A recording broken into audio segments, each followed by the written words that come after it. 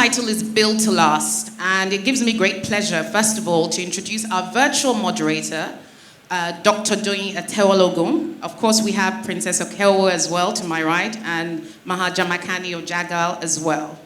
Dr. Doyin Atewologun is a renowned scholar of the Rhodes Scholarship Trust at Oxford University, an institution that is actually more than 800 years old. But I'll let her tell you a bit more about that. So I'm going to hand over to her, first of all, to introduce Honorable Julia Gillard, the 27th Prime Minister of Australia. Over to you, Dr. Doyin. Thank you so much, Rolake. It's such a pleasure to be with you all this afternoon, and I am really thrilled to open up this plenary conversation by introducing Julia Gillard. Of course, her biography is in the app, so I'm actually not going to tell you that story, but one of the things that comes to everyone's minds when we first hear her name is exactly what we've heard already twice. She served as the first female Prime Minister of Australia to date. But I wanted to say, in the spirit of legacy, that when we think about these big names, famous people, we think about the work, for example, that Julia Gillard has done with professional women or with women with people with disabilities. So when we think of legacy, we think of grand visions, we think of grand gestures, we think of doing work across decades. And yes, that is important. But I just wanted to share with you how I met Julia Gillard. We both met a number of years ago at an event on women in leaders. So we connected across similar interests, and we spoke to each other as human beings. I was so delighted and thrilled and awe-inspired that she even, gave me time.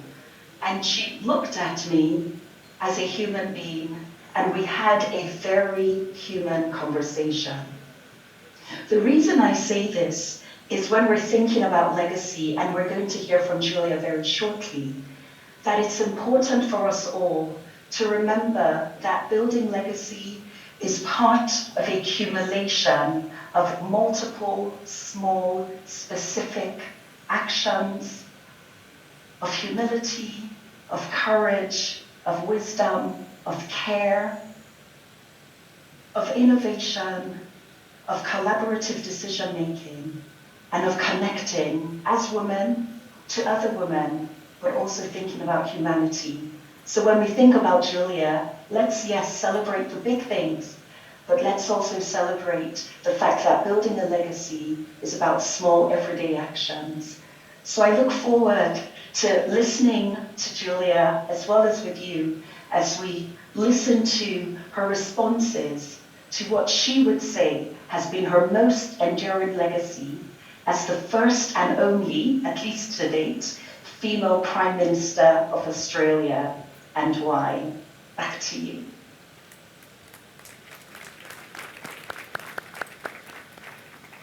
Much, Dr. Doyin Atewologun. Can we have Honourable Julia Gillard's video up, please?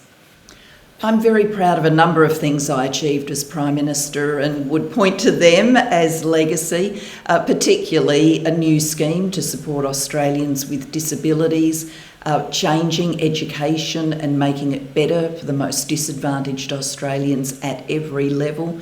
And I'm also proud that the government I led created a Royal Commission into child sexual abuse in institutional settings, and that has led to some healing, and it's also led to a set of recommendations and ways of working that will keep our children safer for the future.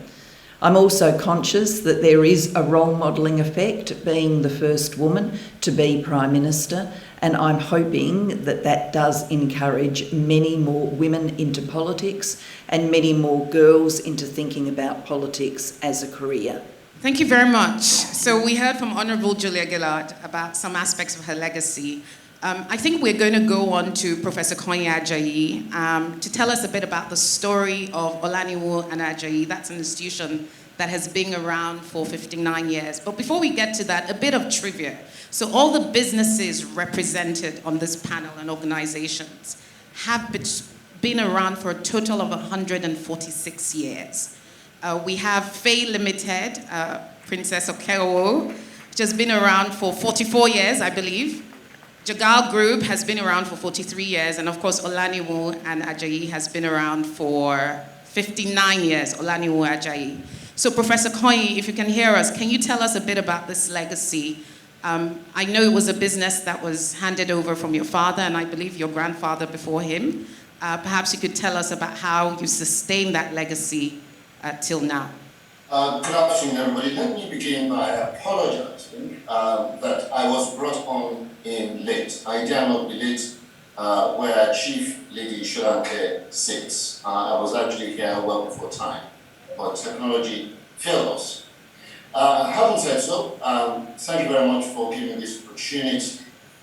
And I think the story of Olaniwun Ajayi LP is one of resilience, one of passion, one of discipline, and one where we try to do what we preach about society.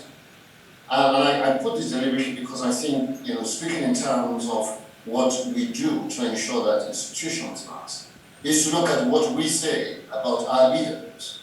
So do we in our organizations subject ourselves as the owners and leaders of business to the rules that we make?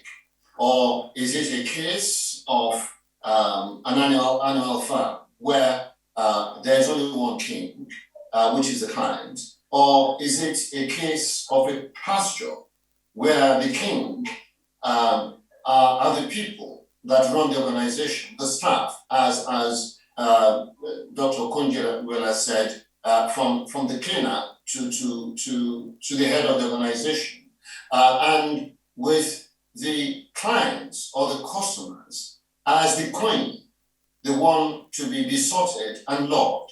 And so in Olaniwun Ajayi, the thing that has propelled us and make us succeed is our people proposition and putting our people first in terms of the things we do. Let me say this, speaking in terms of legacy very quickly. Today, incidentally, is the 5th anniversary of the passing of our founder, about 25, which was, he died 5 years ago, which was about 25 years after he handed over the baton of leadership of the firm. And today is 3 days from our 60th anniversary and a time when, as a firm, we celebrate the handing over of the baton of leadership yet again to another set of people. So this morning, this is what was in our internal charts. And I think it speaks to what we're trying to achieve with this conference. It says, continue to find grace to tap into the wellspring of excellence and success that he left behind. In other words, that as business owners, we must leave a wellspring of excellence or success, which other people can drink from. And then we that are left behind must have the grace to drink from it. To drink from that fount that was established. May the branches achieve what the trunk could not. In other words, that as a tree, the owner and the leaders represent the trunk. But we must make sure that we have branches that are pruned every time, that themselves grow to provide flower and provide fruits and provide shelter, and all those things that come from the branches of the tree. Each of us will continue to enjoy the grace to immortalize his name through worthy contributions and selfless services to mankind. In other words, that the organization itself must serve mankind. And the people that are in it must be trained to do that and seek to immortalize the name of the founder, not the name of the founder, but therefore creating an institution. the descendants of Abraham became greater than Abraham. So we must aim to flourish better than the founding father. We must continue to uphold his name and thus the institution. In other words, that as leaders and owners of business, yes, we lead. We're said to be a blessing, but then we must look to people that will succeed us and will then do better than us. We must give life to his dream and from our own labors gain and come to rest, leaving behind as he did, broad shoulders for others to stand on and build on, which is the last point that I make in terms of legacy, which is that we must build leaders. And we as leaders and as owners of business must look at something, which is succession, which is what happens tomorrow. Not necessarily when we're gone and dead, but even when we're very much alive and we're still within the business, or when we have retired from the business, have we built an institution where when we're handing over the institution, we have not only created a bank of people to succeed us, but we have left a large sum in the bank to make sure that those that succeed are able to build, have the capital and the liquidity to do greater things. Thank you. Thank you very much, Professor Konyin. You said quite a lot of loaded things here. I had succession, I had liquidity, I had the branches doing better than the trunk, and of course people. So, let's get a bit practical now. Princess Okeowo, I noticed that you're here today with your son, who's actually the Chief Operating Officer of FA Limited. How many people here know of FA Limited? Maybe we can do a quick show of hands. FA Limited. Not many, and that's an interesting one because I wanted to ask a leading question. One of the things we did ahead of preparing for this panel, of course, we search up all our panelists, try and find out a bit about them. And we didn't see much about FA Limited, about you actually as a founder or your mom as a founder online. But then when we looked at the achievements and impact of your manufacturing business or conglomerate, it was incredible. A lot of the envelopes we use are from FA Limited. You've essentially secured a niche space for yourself in the market. So the question I have is, you've actually built consistently, but you've built quietly. And I think there's strength to that. So can you help us understand that legacy of building quietly? Because these days, a lot of entrepreneurs talk a lot about what they're achieving.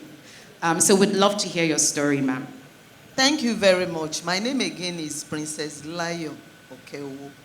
Actually, my company started 44 years ago. Thank you. It was founded by my late mother, Princess Florence Bakari, a teacher. And you know the way teachers behave. I'm sorry if we have them, if we have them in the room. Yeah, I would look at it as, because I have a lot of colleagues that envy me in the sense that, how did you do it? Especially for your son to study abroad, and he made up his mind to come back here. In fact, that was the reason why I brought him to this conference. He joined us about 11 years ago, and he's even doing perfectly well, more than me. I make bold to say that. Mr. Adeleye, can you stand up for recognition? Yeah, actually, my mother started the business 44 years ago. I joined 35 years ago. My philosophy is catch them young. Because I never knew that my mother was training me then. Whenever I come back from the boarding house, she sends me to the bank to go and pay in money. And anytime I'm on holidays, I'm always eager to do one or two things for her. I don't have money to give her then, but I'm always ready to render that service. Slowly and slowly, I fell in love with the company without any pain, without forcing me to do it. And which exactly was the way I did for my children. Because, of course, you know, several years back, even up till today, we have problems in the educational system. We all send our children abroad. But I made sure that every year he comes on holidays. And even when he was young, I can remember he will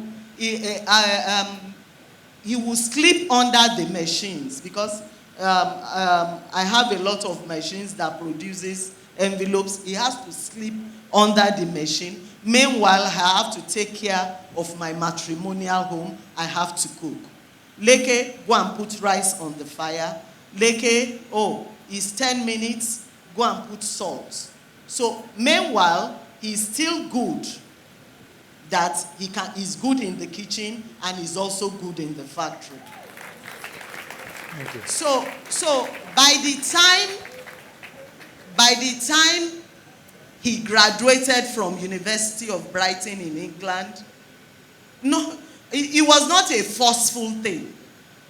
It was just automatic. He came home. Then secondly, which is most important, we mothers, we shouldn't have fear of losing control. It's very, very important. I put him through all the sections because as far as I'm concerned, I'm an industrialist and I love my spanner. That's why I operate quietly. But the moment he enters the factory, he knows whether a machine will break down the next 2 days. Please, I need you to shut this machine down so that you work on it, so that at least for a whole week, we will not have any problem. So there and there, he kept on having interest. I only go to the office once a week now. There's no stress for me. Everything is going on smoothly. Then, for we mothers, because they are our children, oh, take 10,000. What do you want to use money to do? What do you need money for? No. There we have to look at corporate governance. We need to pay our children salaries. We need to promote them when their promotion is due. We need to let them have a lot of amenities that directors have. Going on holidays once or twice in a year. Even driving jeep. Because that is the reason why, because they too, they love good things like us. If we don't do that, you will find distractors that will be distracting them. What have you gained working for your mom? Even the wife too can call him that, what the hell? What have we gained? And some very valid points, Princess Okeowo. We would let you tell your story the whole afternoon. I mean, those are some really amazing nuggets there. But I really love what you said about corporate governance. And I'm just going to scoot over to Maher, Jarmakani, and also tell Dr. Doyin Atewologun to get ready to react to some of the things that have been said. Maher, of course, you now run a business that's a family business. It's now a major conglomerate, started by your late father, Anwar Jarmakani. May his soul rest in peace. He passed away a few months ago. So can you tell us the story about the legacy of Jagal Group? And does some of what she said resonate with you insofar as family businesses are concerned? Good afternoon. Thank you all for having me here today. It's an honor. I would say, first, everything that Princess said resonates with me very closely. I went through that journey almost step by step. It's very difficult for me to talk about it so fresh. Yes, my father passed away only 2 months ago. He was a founder of Jagal, and until he passed, he was the chairman. He came to Nigeria in 1963 from Syria. He spent 58 years in Nigeria. He was a nationalist. He cared about everything in this country. And that passion spilled over into his business. It was demonstrated daily across our companies. He achieved so much in his lifetime, and that legacy was passed on by creating a set of values, boundaries on his ethics, what he does not do, communicating it clearly to our management, our boards, to the family, and embedding it time and again over the years, created a sense of gravity in the business that we all started to orbit around, and that maintained that legacy even as he passed. We still feel it in the company, and it is something I hold on to dearly, and it is how I run the business. I think, to touch upon also what Princess said, the way he led the business from a family leadership point of view was not very different from what we would see in corporates today. He ensured there was very clear organizational strategy. He ensured the boards met. He ensured even the family members at a young age were present in the boards so that we can witness and see how these boards were run. A big mistake I see in a lot of family businesses I talk to is that they question the need for boards. And I come from a very different background in family businesses where our boards are extremely important. We had members inside and out, from inside the family and outside the family. And the talent we nurtured were not only talent in the family, was talent we seeked within the business and external talent we brought into our group. And another thing I would also pass on to, that family legacy does not mean that you have to have family in the business. Very powerful family businesses and family names around the world, those who have lasted 100 years, you'll find that actually some of them don't have any family members yet in them, yet the name of the family is very powerful. And you ask why?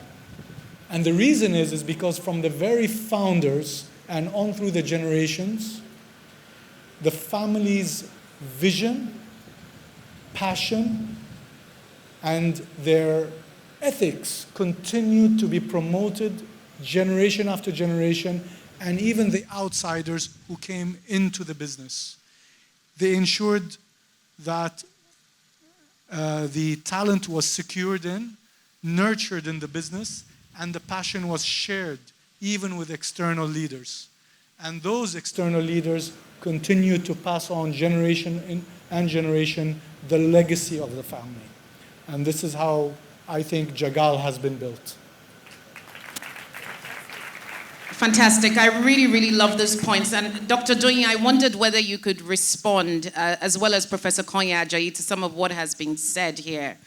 And maybe we can also get ready to show the second part of Julia Gillard's responses. Dr. Doyin, over to you. Very much, Rolake. Some inspiring words. I have many reflections, but the one I will share right now is it's as if all of the speakers came together in advance to emphasize the theme of the next generation.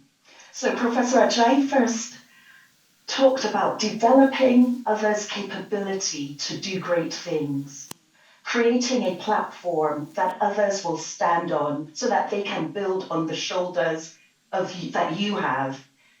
And Princess Okeowo told the story of how she's been working with her son in both the kitchen and in the, with the technology, in terms of raising him up as she's thinking about passing on the work and the legacy that she has been doing.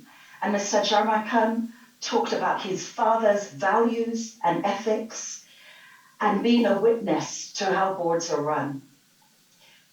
Ms. Gillard talked about the power of role modeling. People are looking at you. So I'm really energized and inspired because what this theme reminds me of is that when we think about legacy building, yes, we're thinking about commercial, corporate success, material wealth, but we're also thinking about the impact that we're having on the individuals who come after us so that they can be even better and build even better. So I'm just going to close these remarks by just reiterating what Professor Ajayi said. What are we all doing to develop the next generation's capability to do great things? That is it for me from now. Back to you, Rolake. Fantastic. Thank you, Dr. Doyin. And, just thinking about it, one of the questions we asked Honorable Julia Gillard was, what is the single most important attribute to have as an individual who desires to build legacy? We also asked her some questions around some of the defeats she suffered along the way, and she had this to say about those two questions. Can we see the next part from Honorable Julia Gillard? Of course, nobody does things like this alone, being Prime Minister, holding leadership positions. For me, I would identify those who shaped me and supported me, starting right back with my family. My mother and my father were deep believers that as a girl, I should get a great quality education and I should aim high in my career. Given I grew up in the 1960s and 1970s, not every girl was being taught that in her family home, but I was. My father too was very interested in current affairs and politics, so I had an early sense that what happened in the political sphere mattered in the world. I would then point to university colleagues who supported me when I first got involved in campaigning about education cutbacks. That was the first real taste I ever had that you could lift your voice and make a difference. And I would point on my political journey too to the personal support I received and to the role modelling and mentoring of Joan Kerner, who was the first woman and to date only woman to lead the state of Victoria. She was very special to me and I learned a lot from her. Thank you very much. And I should mention she was just responding to who some of the people that had helped her along the way. So can we actually see the next video from Julia Gillard, which is also quite brief? I think the most important personal attribute anyone can have, whether it's someone who wants to build a legacy or anybody else, is to be very clear about a sense of purpose, to know what it is that you want your life to amount to, what you want to achieve during it. In fact, I advise people to get out a sheet of paper and actually write their sense of purpose down. It's a clarifying exercise, and then you can carry it with you, and on the toughest of days, you can reread it to steady you. Thank you very much. Inevitably, in a political life, you suffer defeats, and I certainly did. In my mid to late 20s, I decided, the penny finally dropped, that I should be aspiring to be a parliamentarian. Between me developing that ambition and ultimately going into Parliament, it measures many long years in which I was defeated for pre-selection on several occasions. I stood for election to the Australian Senate and was defeated. And then obviously at the end of politics, I was defeated for the leadership of my political party.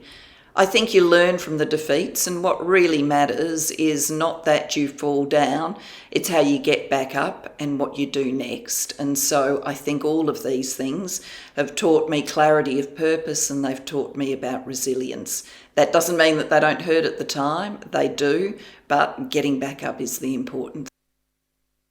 Fantastic. So a sense of purpose, getting back up after being defeated. So I want us to talk a bit about the hard stuff. And Professor Konyin Ajayi, I'm going to come to you. I really wanted to talk about some of the challenges that your business has faced, particularly over COVID-19. The last 18 months have been particularly tough. But for a business that has been through several economic downturns, can you give us one or two insights into how you've been able to build resilience and what values have helped you along the way, Professor Ajayi? So, thank you. I think I would start from where Gillard left it, which is clarity of purpose. And so, you must be as clear on your purpose as Moses was. But then, it's beyond being clear as your purpose. You must then, like Moses, have a Joshua behind you, someone that can take on, your objective of succeeding and taking, people to the promised land or taking care of your clients and so on and so forth. So in terms of challenges and surviving them and resilience, this is the answer. And very important for all of us that are owners and leaders of businesses. Number one, and I mentioned it earlier, is discipline. Discipline not to spend all the money that you make. Discipline to put aside money, and without going through any training or going, for any management courses, do what is required of banks, for instance, which is that you must have capital adequacy, I must have liquidity. In other words, you must put aside money, especially when things are good for you, because you must have an eye for the future. And you must prepare for this day. Now, you will have challenges from your spouse and your friends that are saying, well, look, you're making so much money. Why are you still living in Yaba when all your mates are in Kogi, all right, as a business owner? Or why are you not buying Mercedes-Benz cars for all your partners when all your mates are doing the same? It is because you must put aside money for this day. So that's the very first thing. The discipline to put money aside, deprive yourself as the leader. Now, the second thing is this, that as you're disciplined as an organization, as a leader, you must be more disciplined and you must give up more of your own in order to save the organization. You must be like that parent that will sacrifice everything, like that Nigerian that will sell his car in order to send his child to school. And that is how you must see your organization as your child, something that you nurture, something that you build and you make sure is better than you. Third important thing to deal with challenges is this. You must have an eye for the future. So in Olaniwun Ajayi, for instance, we were working from home before it became fashionable. Therefore, when COVID-19 came, even before government imposed restrictions, we were able immediately to shut down the office. And believe it or not, 18 months after, all of us are still working from home. And we were able, in the period, to do a number of things. And I'm proud to say that today. We paid bonuses twice. In the period of COVID-19, when salaries were being cut, salary was being paid, and nobody near go salaries. The second thing is that we also then were more concerned about our people and brought in mental health professionals to manage people that had to deal with the challenge of all that COVID-19 brought, again, thinking of your people. So the way we deal with challenge is to think ahead. The other thing is this, because you are innovative and always thinking ahead, you're always looking for opportunities. You're always seeking to ensure that when that day comes, the day when trouble comes, you know that there will be things for you to do. There will be people that need help. The purpose of any business is to serve the needs of man and the needs of society. And that happens in everything. So when the current headwinds that we have occur, and as they will from time to time, because life is not flat, but it's a question of ups and downs, you must be geared in order to be adaptive. It is so the last thing I will mention, in order to be able to deal with the challenges, is to be adaptive. It is very critical that one is able to do that, because if you are not adaptive, as they say, you cannot survive. human beings and societies survive not because they're the most innovative, not because they're the richest, but because they're able to adapt to the circumstance. Kodak was the richest and the strongest in his field at the time. So was BlackBerry, but they failed because they did not adapt to the times. So very, very critical. We must be adaptive. Thank you, Rolake. Thank you very much. And I really love what you said on adaptability. And I'm just going to ask those who have questions to prepare them. We're going to take questions from the virtual audience and the physical audience. I believe we have mic stands. But Princess Okeowo, I have to ask you, I saw something here that talked about the fact that you have a full-blown factory with a production capacity of over 500,000 premium products and a distribution network in Ghana, Cameroon, Chad, Burkina Faso. I mean, this is pretty amazing. They are also the founders of the tamper-proof envelope. So my question for you, Princess Okeowo, has anything ever fazed you? You're doing quite an amazing work. And I know 44 years would not have been smooth sailing. What were some of the really difficult points in building some of these mega businesses, and how did you cope?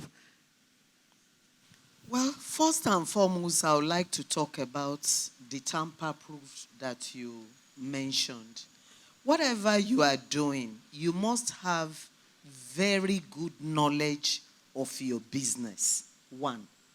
Then two, you do something new, something nobody has ever done. Because if I tell people I make envelopes, but you need to do something special that will address the problem in the industry, which is tamper-proof. While growing up, we all have the psychological impression that every paper must tear. But tamper-proof does not tear. We were able to address so many litigations when it comes to election. Because, yes, the IT might fail. At times, ballot boxes can be stolen. But it's just, all you just need is to stock your ballot papers inside a tamper-proof envelope, and it's been sealed.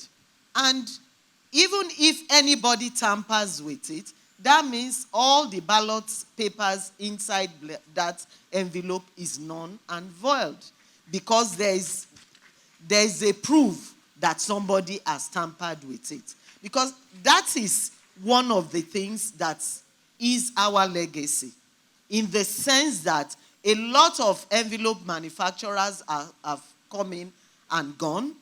I'm not making jest of them. But it's always good when you are doing any business to do whatever nobody has done. And I make bold to say that nobody has done it. So can I just quickly ask you, are you afraid of disruption? Do you worry about disruption? And how do you protect your business from disruption in the sense of a new technology evolving or emerging? I'm not afraid of disruption. I will always be in business. I'm 200% sure of that. For example, when during the COVID, for example, when everything was shut down, my tamper-proof material is for doctors to treat patients. So you were able to pivot? Yes, absolutely. I was able to maneuver, to change and sew suits for the doctors at the hospitals. So I will always be in business. Like Mommy Sholanke said, you always learn to read. And if you are reading, you are always in business. Thank you. Thank you. And I mean, incredible stuff. I hope you're taking nuggets. This is Entrepreneurship 101. So Maher, I have to ask you, looking at the chronology of Jagal Group, you started in construction and real estate. Then in the 1990s, your father went into oil and gas. Then in 2003, you acquired Nigerdoc. In 2005, the Free Trade Zone. In 2013, the data center. And I'm here thinking, what was the rationale and reasoning? Was this building a weatherproof business, or can you just talk a bit about how that helped you build resilience? Thank you. Just checking this is working. I think it comes from the legacy that was being built in the company was that of entrepreneurship, finding opportunities, believing in the Nigerian economy, investing, and growing through diversification. It was the DNA that my father had in Jagal Group. And some of that diversification also came because of the challenges sometimes we face in the Nigerian economy that pushes you to diversify. And I'll give a good example, which recently was in the oil and gas industry, that this last 5 years have actually been extremely difficult. And one of our biggest oil and gas companies, which is called Nigerdoc, which services the offshore energy companies, had an extremely challenging time over the last 5 years. But we did not sit and wait for the industry to come back to us. It is a use of our entrepreneurship, our thinking, to pivot. What could we do with such an asset? And the next thing we did, we realized, well, Nigerdoc is a maritime company, and naturally the next thing we can do is enter into the shipping industry, which we did over the last 2 years. Actually, and as of today, we are a main terminal now in Nigeria. So if I can link that actually to families in business, and actually the main drive that came into doing that pivot came actually from me. And I would say what my father gave me is something which actually a lot of families do give generations that come after them, which is how to be effective leaders. To be an effective leader is not one thing, it's many things. It is understanding how to remain relevant, how to continue to be productive, how to manage risk, and how to develop your emotional intelligence. And it is something colleagues in business cannot teach you, but I do find families and generations can teach you because you are close to each other. And it teaches you emotional intelligence, how to pick up things within your organization that tells you either things are going right or things are not going right. It is not only the numbers. Sometimes you'll find people in your organization are unhappy, but you wouldn't know about it unless you are actually taught how to pick up on these certain things. And I think all that together makes you an effective leader. And that is what is passed on through generations. Fantastic. Thank you so much, Maher. I love what you said about productivity and effective leadership as well as emotional intelligence. So now I'm going to ask our virtual anchors, Okwe and Molade, who are curating the online discussion, to please let us have a couple of questions from the virtual audience. I think we have about 20 minutes for Q&A. And if you're in the audience and would like to ask a question, could you please stand in the middle of the aisle? And I will just ask the ladies to please queue after each other. So the closest aisle to you, please stand there. So we currently have over 570 people logged in online, people from Saudi Arabia, Canada, all over Nigeria as well. I have a question here from our online attendee, Morufat Babatune. And she wants to know, and she hasn't directed it to anyone in particular. She says, kindly share some tips for business startups. I mean, she wants a whole textbook. She says the what, the how, the when, and the who. But to be honest, I think, as we look at the panel and they've built organizations that have lasted, many, many, many centuries and many years. Just, if you were to just share 1 or 2 tips for business startups, what would it be? Thank you. Thank you. Can we take another question from the lady just behind Molade? Good afternoon, everyone. My name is Adejokelai Babatunde. I'm the Deputy CEO of Lobby Limited. Now, there was a question that you asked Madam Princess Okeowo, and that's why I'm out here, that you said she's not really very well known. I didn't hear about her company until today, and she's doing great things. In this day of social media and all that, how do you quietly do yourself that you will succeed? Because on Saturday, I was actually sharing with someone. In Nigeria of these days, you have to really keep blowing your trumpet on social media, on bribing your way through to get known. So how do you succeed without doing things quietly? That's my question. Thank you very much. Thank you very much. And we'll just take one more in this round, please. Thank you. Good afternoon, everyone. My name is Oluwatoyin Asada. I'm the founding partner of Sonesis Legal Practitioners. My question to the panelists goes thus. In looking at the issue of legacy, how have you handled the issue of trust within family members and even non-family members working in your company? And also, can you share practical examples of your challenges in this regard? Thank you. Thank you very much. So just to do a quick recap, the question on the tips for a startup, and I would just ask that we keep it to one tip. The second one was on building quietly in this age of social media. How do you do your thing? And trust. May I go to Professor Konyin, Ajayi and Dr. Doyin to ask them perhaps to respond on the startup question? Tips for entrepreneurs. Professor Konyin, do you want to give a quick response? And I can get a quick response as well from Dr. Doyin. The small business should act from the beginning as a big business. Employ all that you know that large organizations practice to yourself. So if I heard that correctly, the small business should act as a big business from the beginning. Is that, Yes. Okay, yes, thank you very correct. much for that tip. Thank you very much. Dr. Doyin. I think Professor Ajayi's, it was excellent. What I want to say is a little opposite to that, but it means you can do both.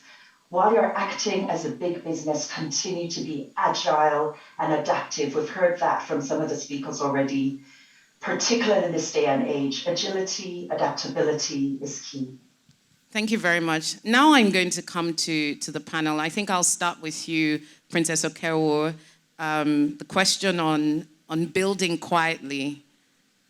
What would you advise and how did you do it? Are you planning to be on social media? Well, I'm on. Do you need to be, I guess? Go ahead. Well, I'm already on the social media, but I might not be the shouting type. But if you Google my name, definitely my name will pop up. But now answering your question, I would want to speak on two major things. Having knowledge, in-depth knowledge of what you are doing. One is very, very important. As I speak, even if I'm sleeping, I don't need a caliper to know the grammage of this paper I'm holding. I know what I am doing. So you need to have in-depth knowledge of what you are doing. Two, you need to build partnership. Network a lot, both home and abroad. It's very, very important. If I have any problem on my machine, for example, that I'm not, my filter adjusting engineer cannot do, all I just need to do is to call one of my envelope manufacturers, either abroad or here. Have you had this problem before? For example, there are some card companies that use ATM because we produce window envelopes that you put the ATM cards there. And it has a very small, very small flap. We tried it a lot and the wastage was too much. I got a phone call from my filter adjusting. Madam, what do we do? I had to call my friend. ASAP, he solved the problem. So now going directly to your question, operating quietly. If you are able to address whatever is the need within your society, people will look for you, even if you don't go to the social media. Thank you. And I think this is such an important point because there's a lot going around today about don't assume your good work will speak for itself. But I think there's a balance, and you really bring some much needed wisdom and balance to that conversation. So thank you very much, Maher. Maher, the question on trust within either family-run businesses or in businesses in general, what would you have to say about that, and how do you build trust? I think that goes to the heart of governance in an organization. No matter how small, medium, or a large organization you are, one thing that is missed is the importance of boards, the importance of key performance indicators, and rewarding your staff for achieving their KPIs. If you reward your staff, those trust boundaries will improve. If you want me, I can also add a few things on startups and building businesses quietly. I would say if I had one thing to say about business startups is manage your cash even more than you would manage your own life. I'll say one. Number two, on building businesses quietly, identify who your customers are and build the relationship with your customers. We don't use social media in Jagal, and we work with all our customers around Nigeria. Thank you so much for that. I mean, this is a new narrative coming out of this discussion. I really love what we're hearing. I think they said we're stumped for time, so I take it no more questions across board. Okay, so we're just going to go to the final clip from Honorable Julia Gillard. We asked her the advice she would have for us as an organization, looking back over the last 20 and going into the next 20 years, and this is what she had to say. Biz or any organisation that's trying to make a difference in our world is to be out there as loudly as possible. We live in a world where we need to see much change. We're living through a time of great disruption. That has obviously brought a lot of pressure onto people's shoulders, and many people have lost loved ones and are grieving or are still suffering from the ill effects of COVID, whether they be long-lived health effects or economic effects, mental health effects. So that is with us, the suffering from this disruption. But what is also with us is the fact that big disruptive periods in history bring profound opportunities for change. And I think by remembering that, we can all have more of an impact in the years to come. This is a time when new ideas, new ways of working will come to the fore, and I'm sure WIMBIZ will be involved in shaping those. Thank you very much. Big disruption also brings opportunities for change. I'm going to take the opportunity to thank our virtual panelist, Dr. Doyin Atewologun of the Rhodes Scholarship Trust. Thank you very much for being with us. Professor Konyin Ajayi, partner at Olaniwun Ajayi LP. Princess Funlayo Okeowo, thank you very much for being with us. And last but by no means least, Maher Jarmakani, CEO of Jagal Group. It's been a pleasure being with you today. Ladies and gentlemen, please a round of applause for our plenary panel. Thank you.